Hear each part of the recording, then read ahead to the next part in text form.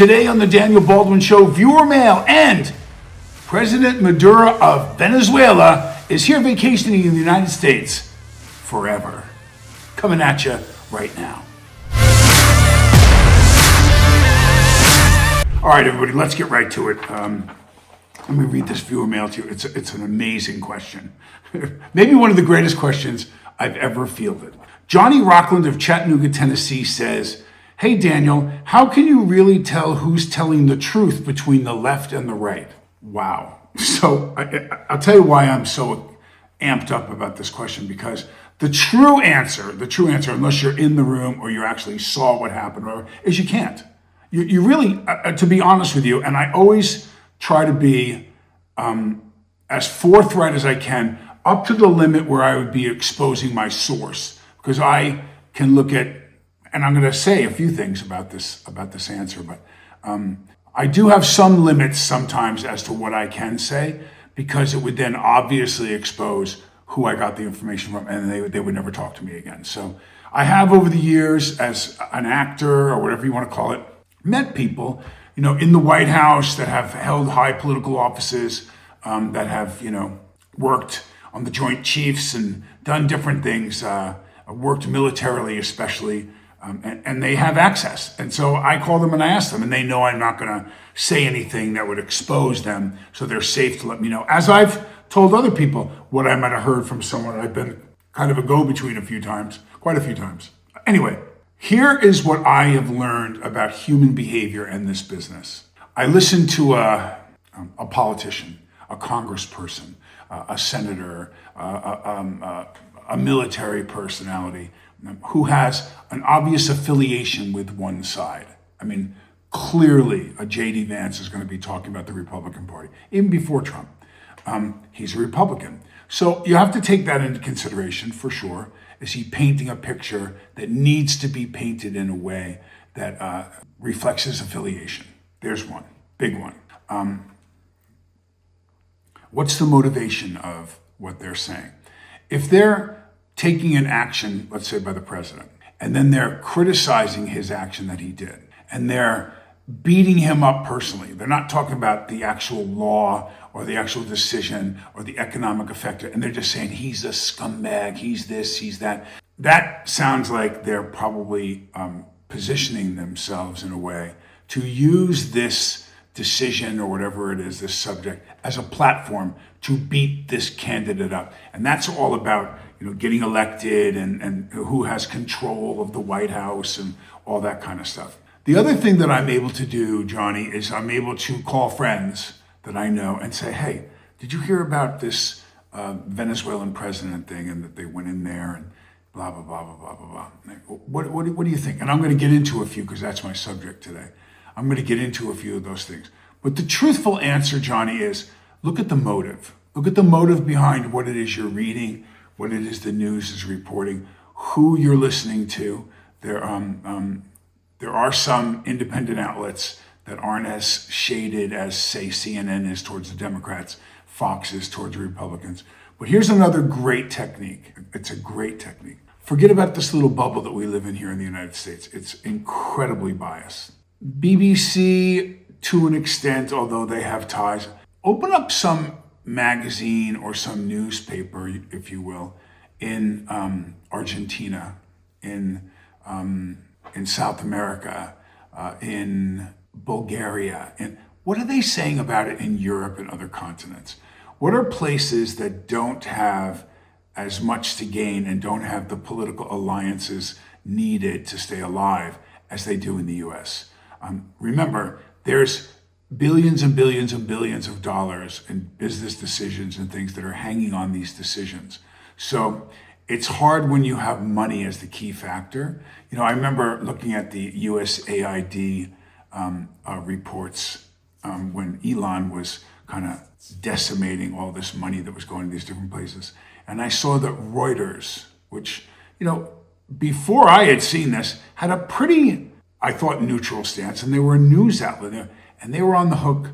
They were getting $22 million from the Biden administration. $22 million. And I thought, how is that legal? How is that okay?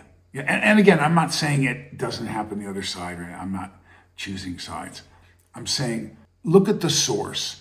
Go to a source that's out of the country if there's something that you're really struggling with. And there are a lot of things that we're struggling with right now. There's a lot of things where the source of information, these are sitting senators and Congress people and governors that are saying such totally different things, where you go to yourself, how can the reports be so different?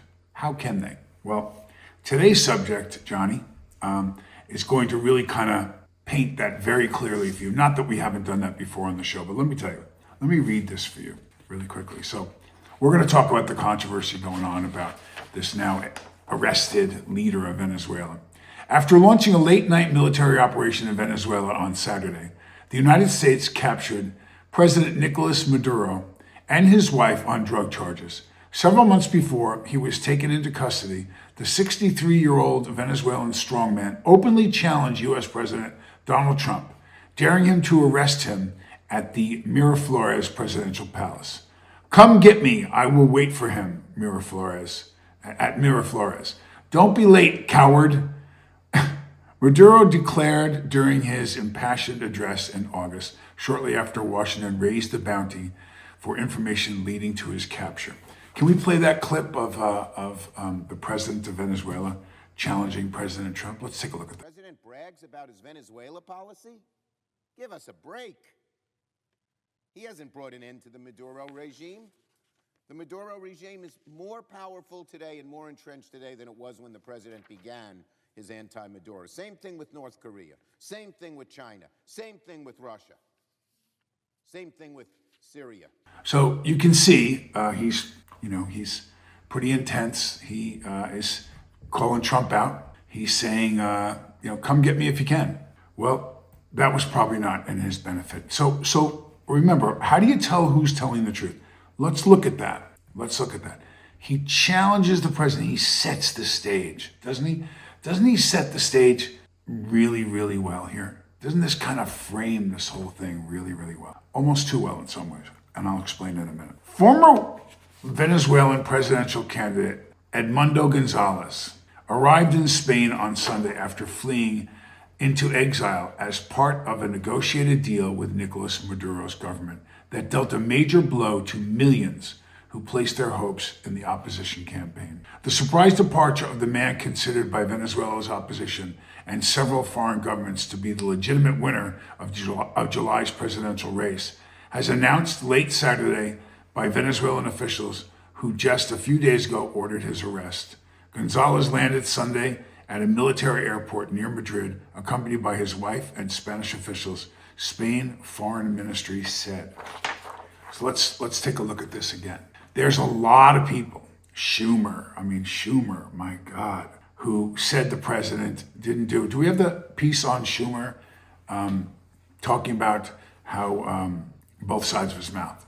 In 2020, Trump hasn't done anything. Trump hasn't done this. Trump got elected again. He hasn't done, and now he's criticizing president arresting this guy. So it doesn't matter. Maduro lost the 2024 election to Gonzalez. He lost. And what did Maduro do? He ordered Gonzalez to be arrested, probably either would have been in prison for his entire life or killed, or maybe his wife and so on. So you understand this is how a dictator works. So this guy loses the election and he just says, I'm not leaving. And this guy's going to prison or he's going to be dead. This is who this guy was. So the outrage by certain members of the Democratic Party, how they're filing their grievance and, we're going to take back and you can't arrest Maduro. You can't. He doesn't have the presidential power to do that. I wasn't told. Jeffries wasn't told. The House wasn't. Memorandum on the arrest of General Manuel Noriega in Panama. This is December 20th, 1989. George Bush Sr. is president. In the course of carrying out the military operation in Panama, which I have directed, I hereby direct and authorize the units and members of the American forces of the United States to apprehend General Manuel Noriega and any other persons in Panama currently under indictment in the United States for drug-related offenses. I further direct that any persons apprehended pursuant this directive are to be turned over to civil law enforcement officials of the United States as soon as practicable. I also authorize the direct members of the armed forces of the United States to detain and arrest any person apprehended pursuant to the directive if, in their judgment, such action is necessary. So, what does all that mean? George Bush in 1989 said Manuel Noriega needed to be arrested and that he would use military forces, which he did, and he would apprehend this character and bring him back to the U.S. and face charges. This has already happened before, the exact same situation within a couple hundred miles of Venezuela. I don't know how far Caracas is from Panama City, but if Tiger Woods could hit, 2-3 woods and he'd be pretty close. So, it's really close. The last piece of documentation, I want to make sure, because Bush is in 89, which I have to tell you, seems like a long time ago right now. Justice has been done. Justice has been done. President Barack Obama said in announcing the death of Osama bin Laden in a U.S. military operation in Pakistan, May 1st, 2011. The attack ends a manhunt of almost 10 years. Bin Laden and his henchmen planned and executed the 9/11 attacks that killed 3,000 innocent Americans in New York, Washington, and Pennsylvania. Again, we can go for hours and talk about 9/11, or what really happened, and talk about, let's just assume for a minute, you buy that whole story. The president ordered military forces to go into not even the country where the guy's from, but into technically a neutral country in Pakistan, in the middle of the night with him and Hillary and all these different people were sitting in a room in the Pentagon or wherever they were, the White House, watching this go on live. They couldn't go in that little hut house that he was in and take him live. They had to gun him down and kill him. SEAL Team 6 had to kill this guy. There was the story of he moved a rifle. You couldn't have shot him twice in the shoulder from 8 feet away. You had to shoot him and kill him. And then we dumped his body off a ship because we didn't want to make his body. I could go on and on and on and on. Bin Laden is probably sitting next to Jeffrey Epstein at some resort right now and cut a deal. But even if you buy all this stuff that they claim on these various things, how many conspiracies could be opened in this one show? Osama bin Laden didn't have any congressional approval. He had the powers of the president to go get a guy who was doing terrible, terrible things. I want you to know, like I said, go to foreign news information. Don't listen to what Chuck Schumer is saying. Don't listen. Everything the president does, everything the administration does, everything the vice president does, Chuck Schumer is going to say is a terrible thing. And I will go as far as telling you this. If we were in the 1940s and President Trump ordered the killing of Adolf Hitler, Chuck Schumer and Elizabeth Warren and Shifty and all that would find something about it that was wrong. Something. How he did it, did he technically have the right? I'm not saying that they wouldn't see that this operation would be beneficial to the millions of Jews that Hitler ordered killed. They'd find something wrong with how he did it. We went in and we grabbed a guy who, if you ask the most important thing, Venezuelans, ask people from Venezuela how they feel. Can you show the clip of the people on the streets of Venezuela, please, right now?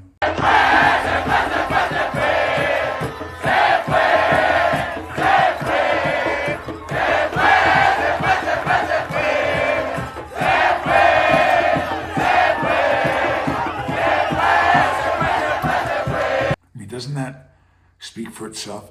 There was one guy, he was probably in his late 30s, maybe early 40s.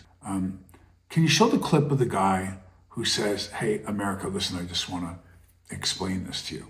Go ahead, show that clip. Hi, I'm Venezuelan, and this is a message to all my non-Venezuelan friends and non-Venezuelan people out there in the world. If you have a friend that's Venezuelan and you want to show you are there for them, I think this is the best way of doing it. Call and ask, how are you doing? Is your family okay? And is this good? What do you think about what's happening? Ask questions and then just listen. This is a very difficult period for us emotionally, and we just need to let people know, basically. Also, just be very aware. We are like burnt victims. We have survived a 25-year dictatorship that was horrendous. It violated every human right on the book. All of us are traumatized, and all of us are not and cannot be gray about the circumstances of our country. And we are very strongly, I would say 99.9% of Venezuelans are strongly with Donald Trump and agree with everything he's doing. So even if you don't agree with that in a political sense, just show compassion and listen to what they have to say. It is a very difficult period for us, and also we invalidating our factual experience, meaning the facts of the things that actually happened to us and to our families and to our friends. To invalidate that will not lead to us feeling better or to us feeling supported, and it will just create further distress. Thank you very much. What 99.9 people are saying, they back what Trump did. They're thanking us. I mean, this country was in total domination by this terrifying leader. I mean, people were being killed and imprisoned, and their rights were taken, their human rights were taken away. There were rapes and, I mean, look, I could go on and on and on how bad this regime was, and how, forget about what anyone here says, forget about what I say. Just listen to what they're saying in Venezuela. Thank you for finally getting this guy out. I mean, so now there's a bigger picture. When I got the viewer mail and I read it from Johnny Rockland in Chattanooga, you're trying to find the truth. You're trying to find, and I said, go to why they do it. Now, are there ulterior motives for the president going in and getting the leader out of Venezuela? Yes, there are. I don't know how much the president is going to say right now. I don't know how much he can say. I will tell you this though, by going in and controlling, so Venezuela has it has the largest deposits.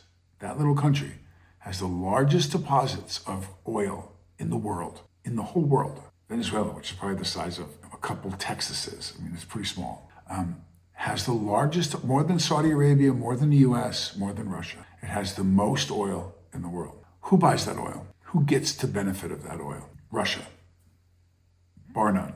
Russia gets a majority, a lion's share of the Venezuelan oil. Now the US comes in, gets rid of the dictator who has deals with Putin and Russia, and we are going to manifest a positive relationship as best we can with the incoming administration, or we're going to place somebody in there that works with us better than the past.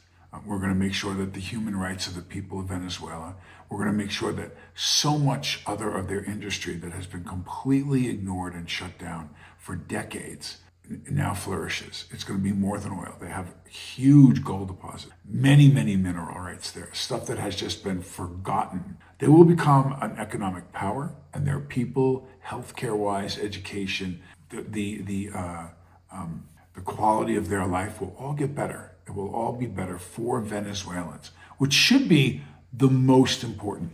Is there some chess pieces being moved around in the background? Come on, man, I'm not stupid. Of course there is. Of course there is. To have Putin, now you watch what I just said, before Trump's administration is out, watch. They are going to feel the stranglehold of that Venezuelan oil and that valve being shut off, slowly but surely turned down. It's going to be tamped down. And when that happens, they're really going to want to talk about peace in Ukraine. They will. And Trump knows that. And his administration knows that. We're past reasoning with people about how to be good human beings. Now we have to force it. We had to go in there. We had to get rid of this guy. We're going to bring Putin back to the table and try to get peace in a bloody, terrible war that's killing a lot of young men between the Ukraine and Russia. So there's a lot of things that are actually going to happen. Are you going to see those in the news here? Are you going to see a lot of people really get honest and talk about, and this guy's the boss. He went in there and he grabbed this dude and he said, yeah, you're out. If you believe, and again, I don't want to criticize either side without knowing certain things that I know. When you see there's a piece that shows Maduro in U.S. custody, and he says to the guards, Happy New Year. Remember, this is a guy who's been, violently, militarily extracted from his country, torn away from his people, blah, blah. Does he look to you like somebody who's very upset? He says, Happy New Year to his captors. So how much of this really was a rescue mission? How much of this really was, listen, you need to cut your ties while you can because they're going to come get you. And if the people come get you, or the opposition comes, or another government come get you, it's not going to be like living in Florida here, is it? So was there already a deal cut? Just like Gonzalez when he went to Spain? Of course there was. Gonzalez was told, yes, come here, we'll protect you. And officials met him at the airport, and he got out of there before he was bounced by Maduro's regime. Same thing here. This is not a surprise. He wasn't sleeping, in his room, and helicopters landed and ran.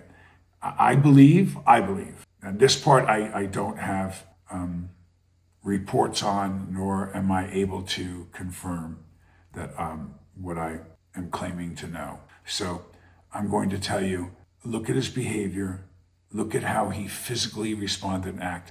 Look on this thing, he's just arrested, he's in handcuffs, he's walking in, and he says, Happy New Year, in a very quiet, nice way. I don't believe that there wasn't some pre-negotiating going on. Maybe some questions still, maybe some points of, but yeah, hey, we'll come get you, we'll get you out of there, you're in trouble. Yeah, I think that's more probably what really went down. I think no one cracked in the door. They were waiting for him to come. They were waiting for the sound of the helicopters to pull up. Okay, you got your bag back, let's go. Something more like that. I believe that. Does that make it any less an amazing thing for the current administration and a feather in their cap? No. Look at the people on the streets.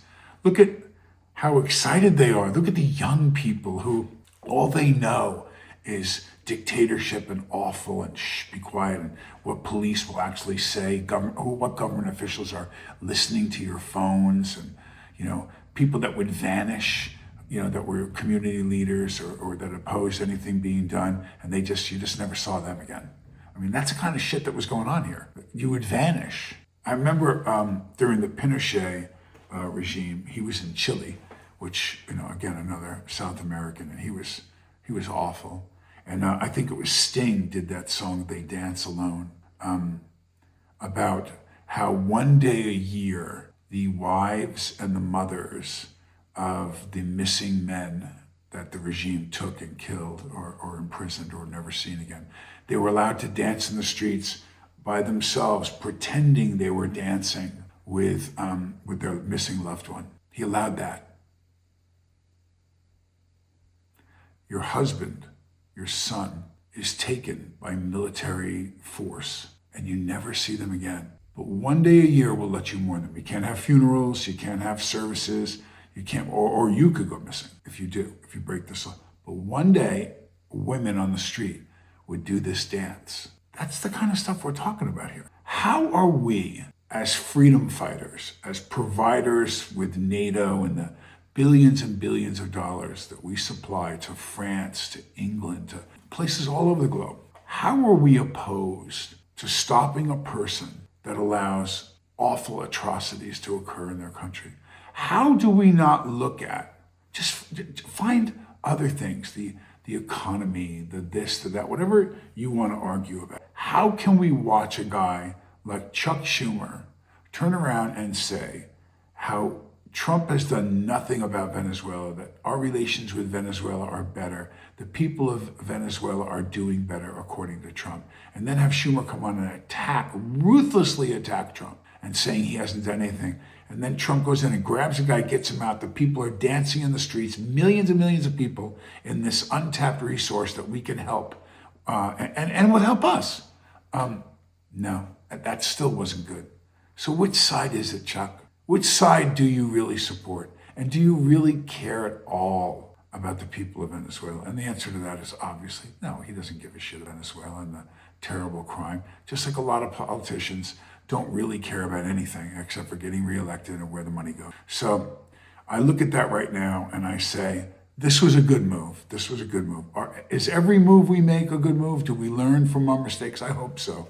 I hope our goal is to do something that's at its core is in alignment with what God would. That's what I want. We're freeing someone, or we're taking the handcuffs off someone. I hope that that's what it is, but it isn't every time. The game here is this game of popularity. It's like influencers trying to sell their product or trying to tell you, every time I look at something on the internet, I'm bombarded with Joe Rogan and methylene blue and, this creatine that's going to make me feel younger, and this product that's going to make my feet feel better, and this product. And, once you click on one, you've taken the clickbait, because I'm interested. I mean, are all these celebrities really using all this stuff? And are they all, they're all my age, they're 60 and up, and they feel so much better. And I'm like, well, I want to feel really good too. I want to be able to play basketball like I did when I was 40 and I'm 65. 40 was 25 years ago. What happened? What happened? I mean, it just seems like it went like that. So does that mean I got another 25 or 50 years? Like, 25 more years, I'll be 90. Am I going to be playing basketball at 90? Gosh, I hope so. That would be cool.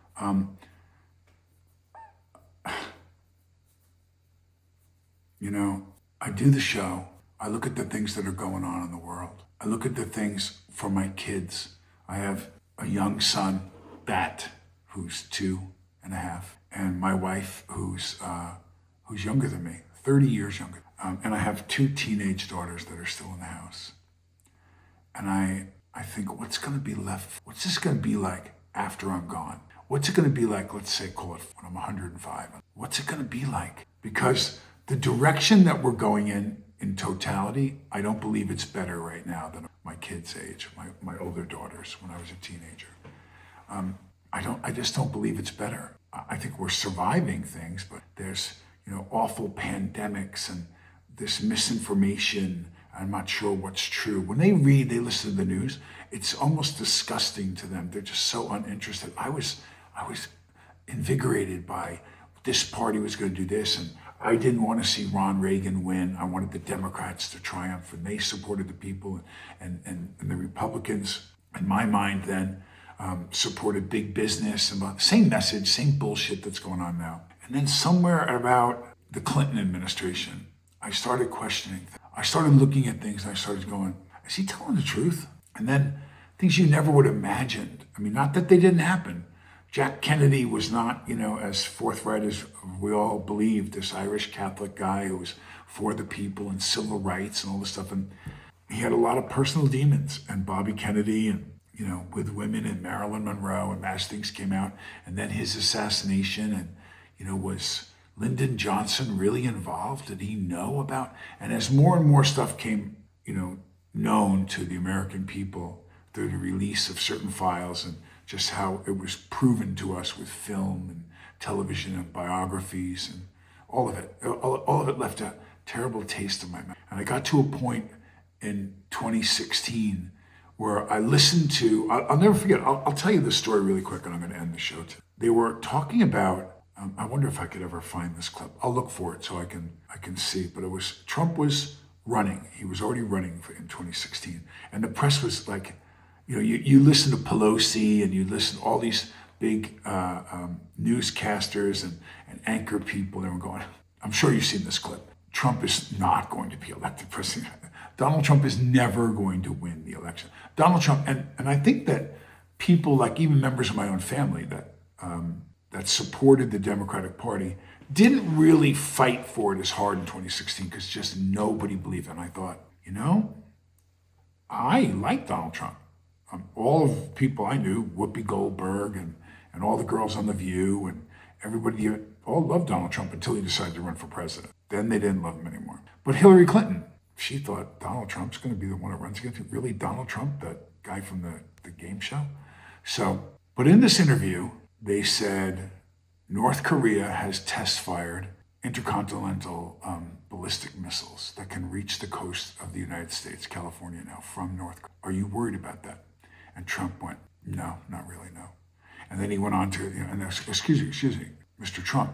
So you're not worried about the fact that they can launch and reach our land now because they're very unstable and they're not very friendly with the United States. And so they were trying to, I think, get him in and expose maybe he wasn't as savvy or whatever the point from the interviewer, the outlet that was interviewing him and asking him this question in a sea of people. Now he was being taken as a legitimate concern. So they had to poke holes in him. And this was a left supporting outlet. It was CNN or whoever it was. And they asked me, so you're not, so let me make sure you're not. And he went, no. And they said, well, why would you be worried about that? And I think the idea was to see how he wasn't as savvy about international politics, foreign affairs, and so on. So they wanted to catch him with his pants down a little bit. And he said, listen, I'm from Queens. Why would I get involved in a military situation? We had the Korean War, we had Vietnam, both of them we did not do well, which is true. He said, so, if you had a guy up in the Bronx that was giving you a hard time, you called your cousin that lived up there, you called some of your friends, somebody maybe even on his own street, or somebody who does business with him, you said, hey, straighten this guy out. This guy's an asshole. And I remember the reporters going, well, and he goes, look, if China, who has a real taste for our money right now, they're very dependent on what they sell and what we buy, import, export from the US. Let China worry about it. China's right there on their border. If they park 500,000 troops on the North Korean peninsula, on the border, you think that North Korea is going to have a lot to say if China is pissed about it? And it was said like that, like I'm saying, it wasn't as golden throated and it wasn't as politically correct. He said, let them park 500,000 guys on the border. You think they're not going to shut up? And he said things like that. And I went, this guy's a genius. This guy, no. Is he right about everything? No, he's not. No one is. But does he look at it differently than any other? He doesn't see the potential for starting a confrontation and funding it and big business making a lot of money. He doesn't see it that way. He says, no, these guys that we're already renting over here, they can go ahead and do it because anything that happens up there would cause a lot of tension and disturb the flow of the business that we're already doing. They have an interest in it. Let them use their boys and girls to go up there and do it. I thought, amen, man, this guy looks at it so differently. He just looks at it differently. There was a little girl, and I'm sure I'm going to get letters and stuff. It was like the Holland Tunnel. The Holland Tunnel goes from Jersey underneath the Hudson to Manhattan. And there was a huge traffic jam, and they only could get one lane around this truck, and they were letting one lane during rush hour. And the semi didn't read the sign, and it went under, and it jammed the truck, crushed it, and it was stuck. And they've got big tow trucks with cables on it, and they're trying to pull this thing out and everything. And this girl, she won, I think it was Mayor Koch.